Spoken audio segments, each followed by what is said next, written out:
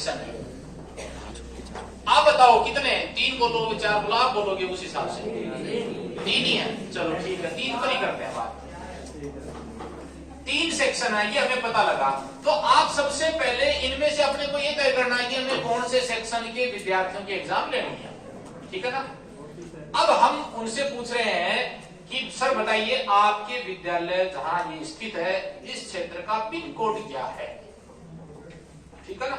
अब वो pin code आप कोई दूसरा बताइए, अभी जो बताया वो नहीं बताना। 33 10 23, ठीक है, ये एक पिन कोड है।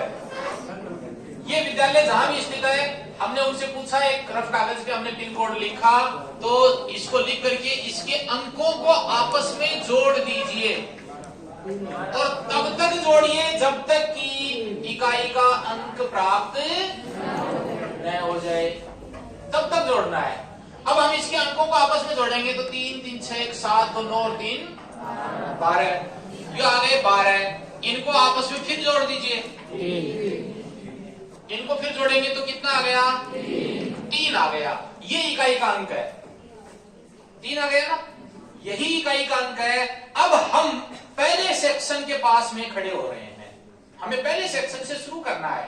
और पहला सेक्शन कौन सा है, ए है। इस ए के पास में खड़े हो गए और यहां से अपने को स्टेप चलने हैं 3, क्योंकि इकाई का अंक क्या आया है, 3 आया, तो हमें 3 स्टेप चलने हैं। पहला स्टेप यहां से चले, ये यहां पहुंच गए, दूसरा स्टेप चले यहां से यहां पहुंच गए, और तीसरा स्टेप चले यहां से यहां पहुंच गए। हमारा सैंपल्ड सेक्शन कौन सा होगा, ए होगा। सैंपल्ड सेक्शन कौन सा होगा, ए। ध्यान में आ गया। अब हमें ए सेक्शन के जो अटेंडेंस रजिस्टर है ना, उसको लेकर के उसमें जितने भी विद्यार्थियों के नाम लिखे हुए हैं, उन सारे नामों को सीट फर्स्ट जो आपको मिलेगी ना, क्या मिलेगी, सीट फर्स्ट मिलेगी, इसमें लिख दो नंबर से, जैसे उसमें लिखे हुए वैसे के वैसे लिख दो। अब इस सीट फर्स्ट में कुछ कॉलम बने हुए हैं, इसमें कुछ कॉलम बने हुए हैं, जैसे इसमें लिखा हुआ है सीरियल नंबर, ठीक है ना, इसमें विद्यार्थी का नाम है, इसमें उसकी डीओबी है, और इसमें उसका रोल नंबर है, ऐसे है, ऐसे ही है ना। अब आपने उसमें लिख दिए ये पहला विद्यार्थी है, दूसरा है, तीसरा है, चौथा है, 5वां है, 6ठा है, 7वां, 8वां है, ये 9वां, ऐसे विद्यार्थी उसमें आपने लिख दिए। इनकी डिटेल यहां पे आप भर रहे हैं,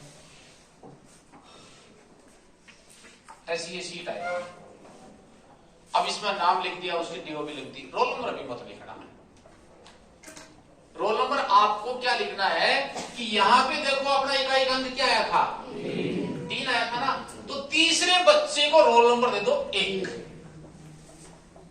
तीसरे बच्चे को हमने क्या दिया है, रोल नंबर 1 दिया है। अब चौथे बच्चे को रोल नंबर 2 नहीं देना है। अभी हमें ये पता लगाना है कि उस